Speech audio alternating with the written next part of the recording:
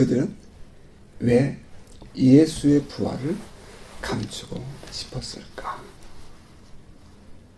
왜 대제사장들은 예수의 부활을 감추고 싶었을까요?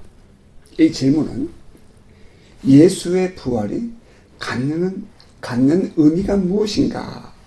라는 질문으로 대치해 볼 수 있을 겁니다.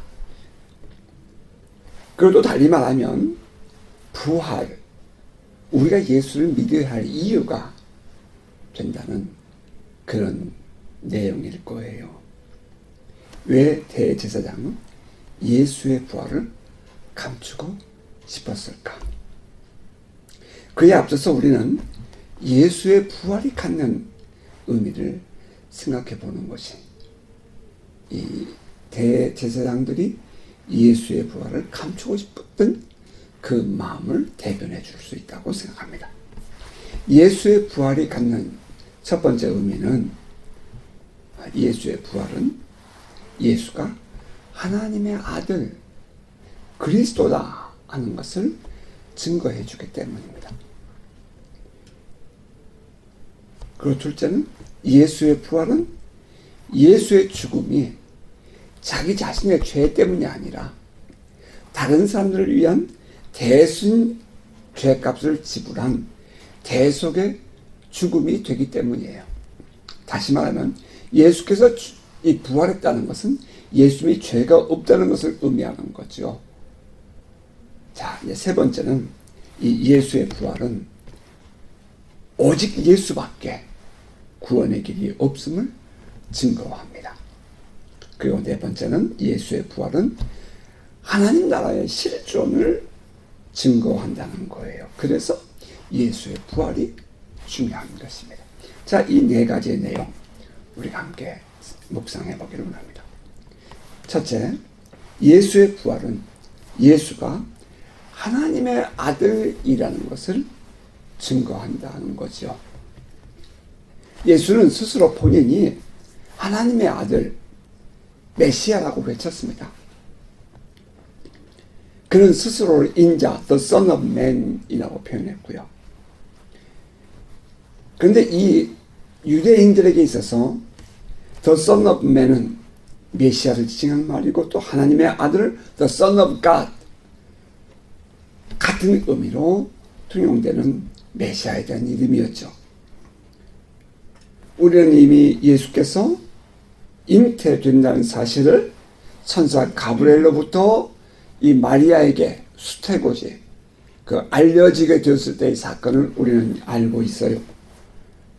예수님은 처녀가 잉태하여 아들을 낳은 거죠. 그때 처녀가 잉태할 수 있었던 것은 성령으로 잉태된 것이었습니다. 그리고 이 처녀가 잉태하여 아들을 낳으니 그 이름을 임마누엘이라 하라 하는 그 말씀이 이루어진 것도 우리는 이제 성경을 통해서 이미 알고 있습니다. 임마누엘이라 하리라 하신 그 구약의 성경이 다시 이제 이 수태고지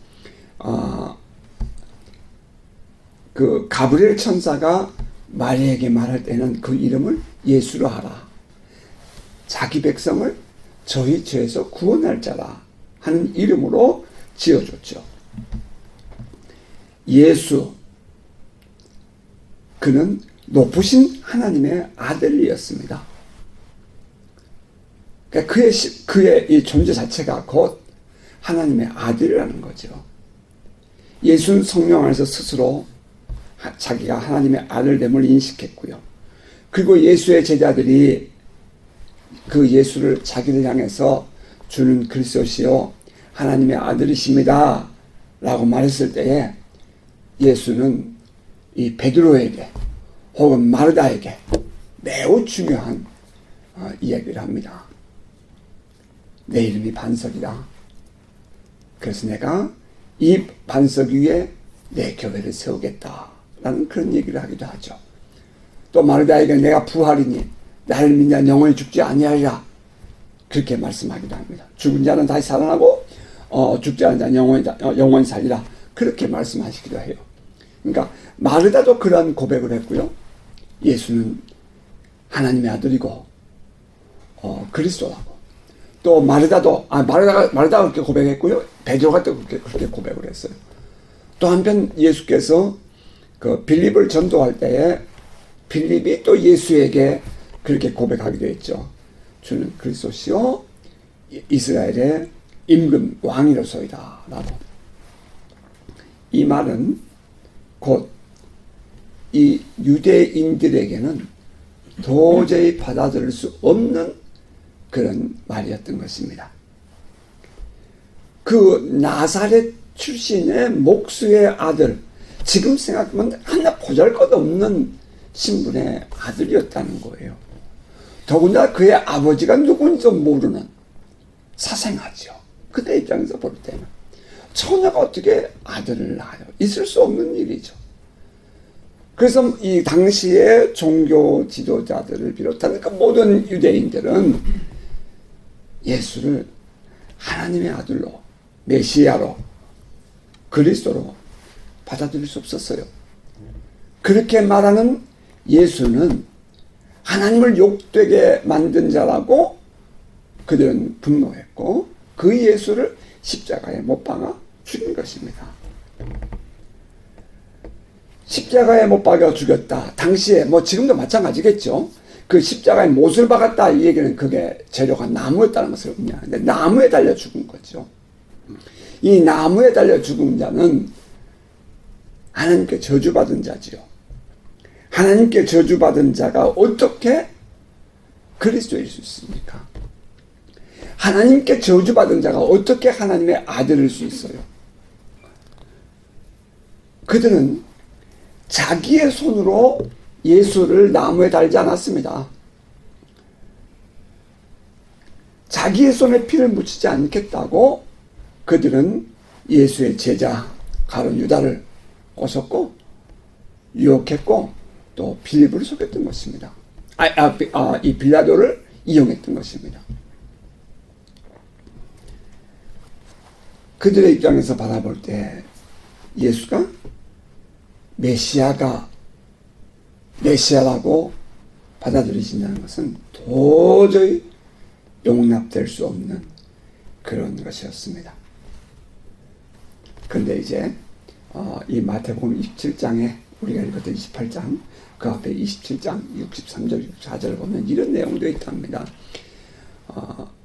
이제 예수의 시신을 돌무덤에 이렇게 장사 지낸 이후에 대제사장들이 빌라도를 찾아가요.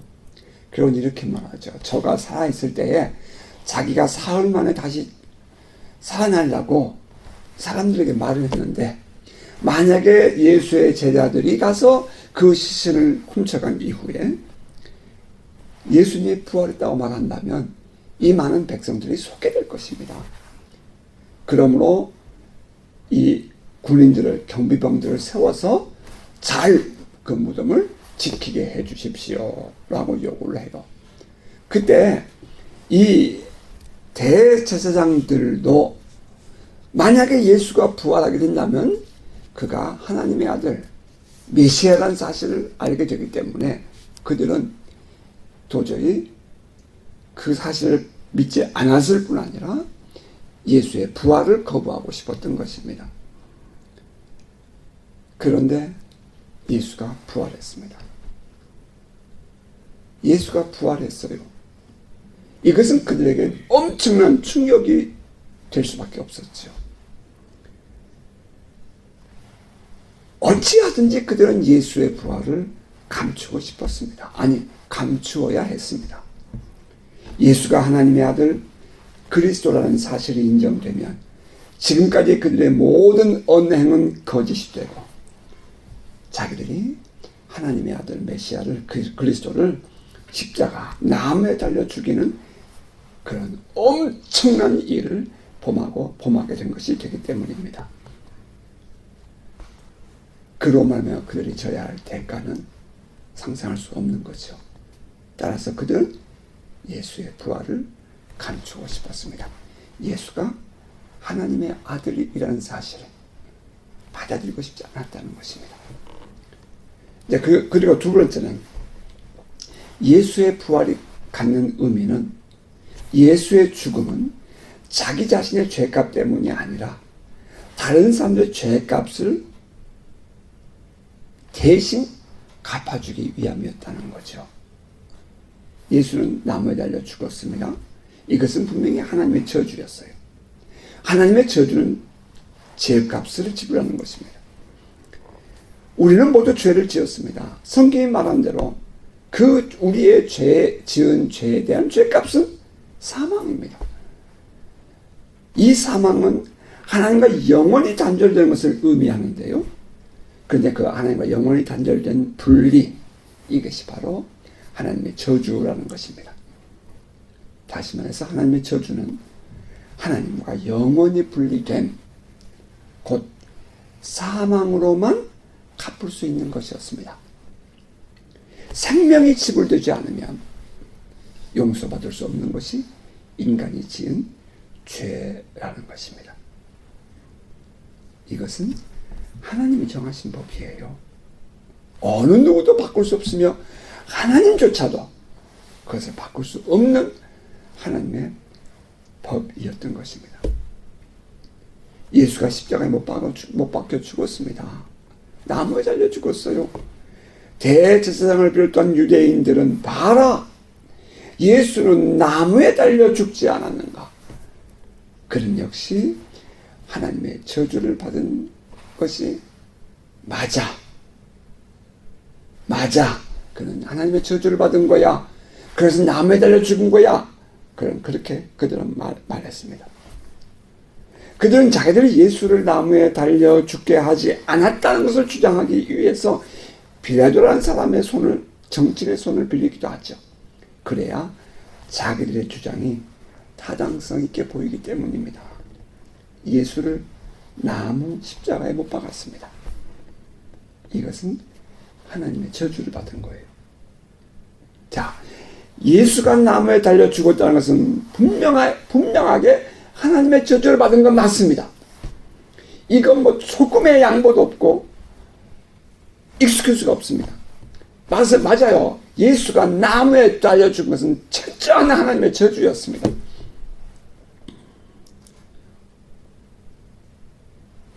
여기서 우리가 잠깐 그냥 넘어갈 수 없는 한 내용이, 그 예수가 나무에 달려 죽으시고 이제 완전히 운명하신 이후에 예수의 시신을 가져가서 장사 지냈던 아리마대 사람 요셉과 그 니고데모에 의해서 이루어진 하나님의 말씀입니다. 마태복음 27장 58절 이하에는 저물었을 때에 아리마대 부자 요셉이라는 사람이 와서 예수의 시신을 가져가서 장사 지냈다, 이렇게 말했고요. 마가복음에도 보면 이날은 준비일 곧 안식일 전날이므로 저물었을 때에 아리마대 사람 요셉이 와서 빌라도에게 당돌하게 시신을 달라고 해서 가져가서 장사를 지냈다라고 하기도 했어요. 같은 내용을 담고 있는 누가복음에는 공회의원으로 선하고 의로운 요셉이라 하는 사람이 있으니 그는 그 예수의 십자가에 못 박을 때 그 자리에 함께하지 않은 사람이었다라고 설명을 하면서 이날은 그가 와서 예수의 시신을 가져다가 장사를 지는데 이날은 준비일이요, 안식일이 거의 되었다라고 기록하고 있다는 거예요. 다시 말하면 그 날이 지나기 이전에 나무에 달려 죽은 예수를 끌어다가 장례식을 했다는 거죠.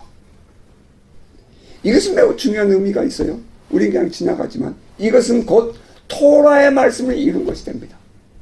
그러니까 아리마대 사람 요셉은 성경을 보면 믿음을 가진 사람이고 또 니고데모도 함께 의로운 사람을 와서 예수의 시신을 장사 지냈다라고 되어 있는데요. 그들은 그런 애정과 신앙으로 했지만 결국은 성경 말씀에 돌아가서 보면 나무에 달려 죽은 자는 하나님의 저주를 받은 자인데 그 하나님의 저주를 받아 죽은 자의 피가 땅에 떨어지지 않도록 해라. 그 피가 여호와께서 너희에게 주신 땅에 흐르지 않도록 날이 지나기 전에 장사를 지내라. 이렇게 되어 있거든요. 그러니까 예수께서 해질 무렵에 안식일 바로 그 전에 저물었을 때에 장사 지낸 바 된 것도 하나님의 말씀을 이루는 결과를 이루었다는 거죠. 예수께서 십자가에 죽은 것은 하나님의 저주가 분명했고요. 또 하나님의 저주받은 자는 땅에 그날 장사 지내야 된다는 그 사실도 이루었다는 거예요. 예수께서 십자가에 죽으실 때에 맨 마지막 하신 말씀이 뭐예요? 다 이루었다. 그것이었잖아요. 다 이루었다. 그런데 이제 예수께서 죽으신 이후에도 제자들에 의해서 장사를 지내는데 이 장사 지낸 바로 그것조차도 결국은 하나님의 말씀을 다 이루는 결과가 되었다는 것입니다. 자, 그렇다면 그 내용이 담고 있는 의미가 뭐예요?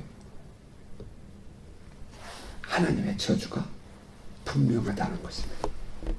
예수의 죽으심은 하나님의 저주였어요. 근데 하나님의 저주는 뭐라고요? 죄값이라고요. 죽은 것은 뭐라고요? 죄값이라고요. 여러분, 우리가 죽어야 돼요. 이건 당연한 거예요. 여러분, 1%도 양보가 없어요. 1%도 익스큐스 없어요.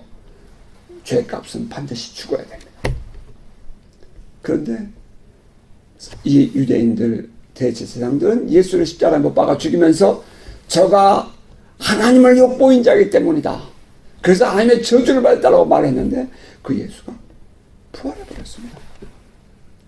유대인들에게 있어서는 부활은 죄 없는 자만이 가능한 거예요. 사망 권세를 이기는 것은 죄 없는 자만이 가능한 것이었어요.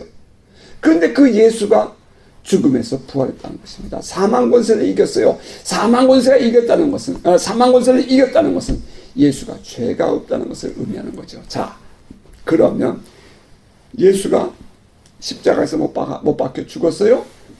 이것은 분명히 하나님의 저주예요. 이것은 죄값이라고요. 그런데 예수가 부활해버렸어요. 그럼 예수의 죽음은 무슨 의미가 있죠?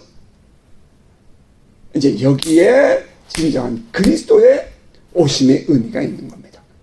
그리스도는 죄인을 구원하기 위해 오셨죠. 예수께서 우리를 구원하기 위하여 대신 십자가에서 죽으신 것입니다. 이제 더 이상 설명이 필요가 없게 되었어요. 예수의 부활은 당신의 죄 때문에 죽은 것이 아님을 증거했고, 그 예수의 부활은 그 예수께서 십자가에 하나님의 저주를 받아 죽은 것이 바로 우리 인간들을 위하여, 우리 죄인들을 위하여 사랑으로 말미암아 죽었다는 사실을 증거해 준 것입니다. 따라서 이 예수님의 부활은 우리의 구원과 결정적인 관계가 있다는 것을 말해줍니다. 만약에 예수께서 그날 부활하지 않으셨으면 그러면 우리가 우리의 죄값을 지고 죽어야 할 자들이고 하나님과 영원히 단절된 분리의 상태에서 우리는 하나님의 저주를 받아야 할 자들이었습니다. 그런데 우리의 죄값을 우리가 예수를 믿기만 하면 예수는 우리를 대신한 그 죄가, 예수께서 우리를 대신한 그 죄가 전가된다 하나님이 인정해 주시고 우리를 사해 주신다는 것입니다. 자, 그러므로 이제 또 여기에 제사장들이, 이 대제사장들과 지도자들이 분노하게 되죠. 그들은 뭐라 그래요? 죄사함 받기 위해서는 양을 갖다 드리고, 죄사함을 받기 위해서는 율법을 행해야 돼요. 죄사함을 받기 위해서는 이 행위를 통해서 거룩하게 살아야 돼요. 그런데 그 우리의 죄를 예수라는 저 나사렛 사람이 대신 줬다는 이 얘기가 인정이 되게 되면 지금까지 그들이 누려왔던 그 율법주의 유대교의 모든 것이 무효가 되고 만다는 것입니다. 따라서 그들은 나사렛 예수가 메시아라는 사실을 거부해요. 감추고 싶었어요, 예수의 부활을. 네, 또 하나 있죠? 예수의 부활이 갖는 의미는 우리가 죄 사함 받고 하나님의 자녀가 되고 하나님의 백성이 되는 길은 오직 예수밖에 없다는 것을 증거한다는 겁니다. 성령 받은 베드로가 몰려든 사람들에게 이렇게 말해요. 이스라엘 사람들의 이 말을 들으라. 너희도 아는 바와 같이 하나님께서 나사렛 예수로 큰 권능과 기사와 표적을 너희 가운데서 베푸사 너희 앞에서 그를 증언하셨느니라. 그가 하나님께서 정하신 뜻과 미리 아신 대로 내준 바 되었거늘 십자가에 너희가 법 없는 자들의 손을 빌려 못 박아 죽였으나 하나님께서 그를 사망의 고통에서 살리셨으니 이는 그가 사망에 매여 있을 수 없었습니다. 또 건너뛰어서 그런즉 이스라엘 온 집은 확실히 알지니 너희가 십자가에 못 박은 이 예수를 하나님이 주와 그리스도가 되게 하셨느니라. 어떻게? 부활케 하셨어요. 또 이제 4장 10절 이하를 보면 사도행전입니다. 너희와 모든 이스라엘 백성들은 알라. 너희가 십자가에 못 박아 죽인 자를 하나님이 그 죽은 자 가운데서 살리신 예수 그리스도의 이름으로 이 사람이 건강하게 되어 안전병에 일어난 사건입니다. 너희 앞에 섰느니라. 이 예수는 너희 건축자들의 버린 돌로서 집 모퉁이에 머릿돌이 되었느니라. 다른 이로서는 구원을 받을 수 없나니 천하 사람 중에 구원을 받을 만한 다른 이름을 우리에게 주신 일이 없습니다 하였더라. 예수의 부활이 갖는 의미는 오직 예수만이 우리의 구원의 유일한 길이라는 것을 증거한다는 거예요. 하나님께서 다시 살아나게 하신 예수 그리스도, 이분만이 우리의 유일한 구원의 길입니다. 천하 사람 중에 어느 누구도 우리의 구원을 위한 이름을 준 일이 없습니다. 나사렛 예수, 이 나사렛 예수는 어떤 관념 속이나 어떤 인식 속에서 있는 어떤 그런 존재가 아니라 역사 속에 히스토리컬, 실제로 또 구체적으로 역사 속에 살았던 인물입니다. 그 나사렛 예수, 그가 십자가에 죽은 것도 사실이고 그분이 부활하신 것도 사실입니다. 그렇다면 그 나사렛 예수만이 유일한 우리의 구원의 길인 것입니다. 왜 유대 제사장들은 예수의 부활을 감추려고 했을까요? 자기들이 그토록 거부하고 저주했던 나사렛 예수가 자기들을 구원하러 오신 그리스도라는 사실을 받아들일 수가 없었기 때문입니다. 아니 어쩌면 그들은 그 사실을 부끄럽게 여기고 싶었을지도 몰라요. 저 나사렛 예수가 우리의 죄를 내가 구원할 수 있는 길을 만들었다고 오히려 부끄러운 마음을 갖는다 이 말이에요. 참 놀라운 일이죠. 자, 그리고 이제 마지막 네 번째, 예수의 부활이 갖는 의미는 하나님의 나라가 실제로 존재한다는 사실을 증거한다는 겁니다. 하나님의 나라가 실제로 존재하는가? 하나님의 나라는 우리들의 삶 속에서 실제로 경험되고 누릴 수 있습니까, 여러분? 죽어서 가는 천국이 아니라 실제로 오늘 우리들의 삶에서 경험할 수 있는 나라인가? 라는 질문입니다. 여러분 어떻습니까? 정말 하나님 나라는 실제로 존재합니까? 여러분 보이는 것이 전부 아닙니까? 예수의 부활은 새로운 세계를 보는 눈을 열어주었습니다. 다시 말하면 세계관의 변화를 주었다 이렇게 말할 수 있을 것입니다. 이 세상은 보이는 것이 전부가 아니에요. 보이지 않는 세계도 있답니다. 하나님이 통치하시고 하나님이 다스리시는 그 세계가 있어요. 우리는 그 세계를 하나님의 나라라고 말합니다. 부활은 이 세상에 속한 것이 아니죠. 전적으로 하나님의 주권적인 역사입니다. 다시 말하면 하나님이 실제로 이 세상에 개입하시고 인베이드 개입하시고 하나님의 다스리심을 드러낸 사건, 그것이 바로 예수의 부활이었다는 것입니다. 하나님이 십자가에서 죽은 예수를 부활케 하였습니다. 여러분, 십자가에 죽은 예수는 현실입니다. 십자가에 죽은 예수는 세상이에요. 십자가에 죽은 예수는 사실이었다고요. 그러나 하나님은 초자연적이고 영적이고 신비한 존재이지요. 이 세상과 하나님의 세상은 전혀 다른 세상입니다. 그런데 이 하나님, 살아계신 하나님이, 저 세상에 계신 하나님이 이 세상에 침노하여 죽은 자를 부활케 한 사건이 예수의 부활이라는 것입니다. 그것은 다시 말하면 하나님의 나라는 살아계신 하나님은 실제로 존재하신다 이 말이에요. 예수가 스스로 그리스도라서 메시아라서 부활한 것 아닙니다. 예수의 부활은 하나님께서 예수를 부활케 하신 것입니다.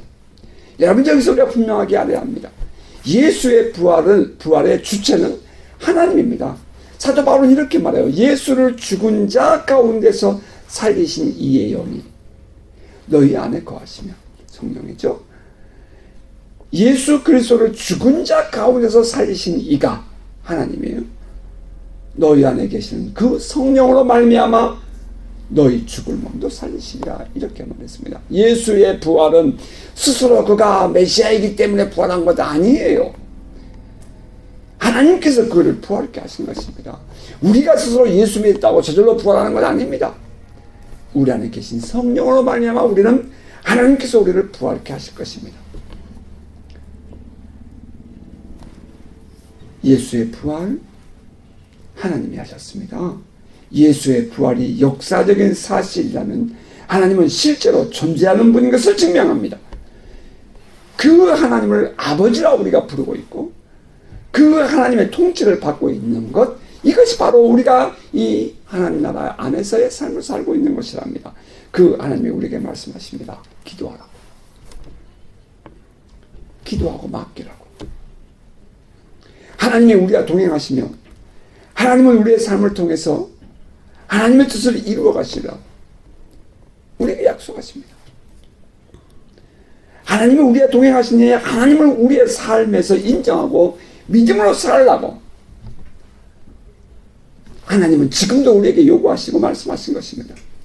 예수의 부활은 단순히 죽은 자가 부활하였다는 데 머무는 것이 머무는 것이 되어서는 안 됩니다. 하나님이 실제로 살아계셔서 하나님의 나라가 실제로 존재한다는 것을 보여주는 것입니다. 그렇다면 왜 유대의 대제사장들은 예수의 부활을 감추고 싶었을까요? 그것은 그들이 가지고 있는 세계관에서는 하나님의 나라는 율법을 따르는 데 있고 이 땅에서 자기들이 누리는 그 종교적인 권세가 흔들려서는 안 되기 때문입니다. 예수가 부활했다 한다면 하나님이 예수를 인정하는 것이고 또 그를 살리셨다는 것을 의미하는데 이것은 절대로 그들이 받아들일 수 없는 그런 사건이었습니다. 그들에게 있어서는 만일 하나님의 개입하시고 실제로 나타나신다면 그것은 자기들에게만 이어야 했습니다. 종교적인 기독교를 누리고자 하는 사람들의 전형적인 모습이었겠죠. 따라서 이 대제사장들은 예수의 부활을 감추고 싶었습니다. 예수의 부활은 하나님이 하신 일입니다. 살아계신 하나님께서 실제로 죽은 자를 살리신 사건입니다. 하나님은 살아계시며 지금도 우리 함께 계십니다. 하나님의 통치와 다스리심은 지금도 우리 안에 일어나고 있습니다. 여러분 이것을 믿습니까? 오늘의 본문은 이렇게 말합니다. 여자들이 갈 때 경비병 중 몇이 성에 들어가 모든 된 일을 대제사장들에게 알리니 그들이 장로들과 함께 모여 논의하고 군인들에게 돈을 많이 주며 이르되 너희는 말하기를 그의 제자들이 밤에 와서 우리가 잘 때에 그를 도둑질하여 갔다 하라. 만일 이 말이 총독에게 들리면 우리가 권하여 너희를 근심하지 않게 하리라 하니 군인들이 돈을 받고 가르친 대로 하였으니 이 말이 오늘날까지 유대인 가운데 두루 퍼지니라. 자, 경비병들은 유대인이 아니잖아요. 로마 군인들 이방인입니다. 유대의 대제사장들과 장로들이 돈으로 그들을 매수하고 거짓말을 하게 합니다. 기가 막힌 일 아닙니까? 타락한 종교 지도자들의 모습이에요. 자기들의 정치적인 야욕을 누리기 위해서 이방인들을 돈으로 사서 매수하고 거짓 증언을 하게 하는 그 유대의 대제사장들과 장로들, 그들은 결국 자기들만 예수의 부활을 받아들이지 않는 것뿐 아니라 그 이방인들까지도 예수 믿는 길을 막아버린 것입니다. 자기만 믿지 못하는 것이 아니라 다른 사람들까지 믿음을 갖지 못하게 하는 행동이었어요. 참 기가 막힙니다. 야비하죠. 그때 그 로마의 군사들, 이 병정들이, 경비병들이 그 사실을 통해서 예수 믿게 됐다면 얼마나 감사하겠어요? 그런데 그것을 막아버렸어요. 수많은 사람들을 우리는 정말 오늘도 경험을 해요. 하나님이 하시는 거죠. 자, 말씀을 맺겠습니다. 오늘은 부활절입니다. 예수께서 부활하셨습니다. 이것은 단순히 죽은 자가 다시 살아나셨다, 거기에 의미가 있는 것이 아닙니다. 예수가 하나님의 아들, 그리스도라는 사실을 만방에 선포하는 일이었습니다. 그 나사렛 예수, 역사 속에 있었던 그 나사렛 출신의 그 예수가 하나님의 아들이다 하는 것입니다. 그리고 그 예수께서 나무에 달려 죽으심으로 그 감당했던 하나님의 저주는 그 자신을 위한 것이 아니라 온 인류를 위한 것이고, 그 예수를 영접하는 자만이, 유일하게 그 예수를 영접하는 자만이 구원을 받을 수 있다는 사실을 만방에 선포하는 일이었습니다. 우리의 구원의 길은 오직 그 나사렛 예수 그리스도뿐입니다. 아주 구체적이고 실제적인 증거가, 실제적이고 구체적이고 또 역사적인 증거가 바로 이 예수의 부활입니다. 그리고 또 하나는 하나님이 다스리시고 통치하신 그 하나님의 나라는 먼 미래에 있거나 혹은 우리의 관념 속에 있는 것이 아니라 실제로 현실 속에 존재하고 있다는 사실입니다. 우리가 믿는 예수 그리스도를 통한 구원, 죽어 사는 천국이 아니라 오늘 우리의 삶 속에서 경험하는 하나님의 나라인 것입니다. 예수의 부활을 기념하는 부활절, 성탄절과 마찬가지로 이 세상의 원수 마귀는 사람들에게 마음을 이렇게 꼬드겨서 흥분하고 상업적인데 혹은 노는데 마음을 빼앗아갑니다. 그러나 우리가 분명히 알아야 할 것은 나사렛 그 예수가 십자가에 죽으시고 부활하심을 기념할 날이라는 것입니다. 자, 바라기는 예수 그리스도를 바르게 알고 이 부활절의 의미, 부활의 의미를 바르게 깨닫고 믿음 안에 굳게 서는 복된 성도 되기를 주의 이름으로 축복합니다. 아멘.